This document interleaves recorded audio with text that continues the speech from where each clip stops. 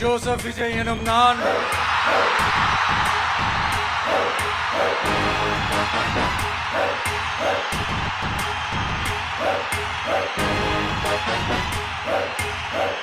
சட்டப்படி அமைக்கப்பெற்ற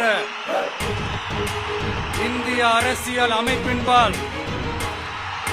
உண்மையான நம்பிக்கையும் மாறா பற்றும் கொண்டிருப்பேன் என்றும் இந்திய நாட்டின் ஒப்பில்லாத முழு முதல் ஆட்சியையும் ஒருமையையும் நிலை நிறுத்துவேன் என்றும்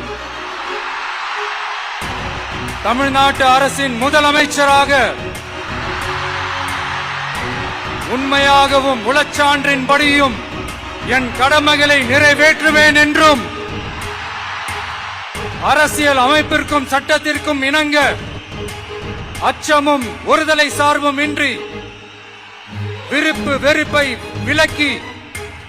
பலதரப்பட்ட மக்கள் அனைவருக்கும் நேர்மையானதை செய்வேன் என்றும் ஆண்டவன் மீது ஆணையிட்டு உறுதிமொழிகிறேன்.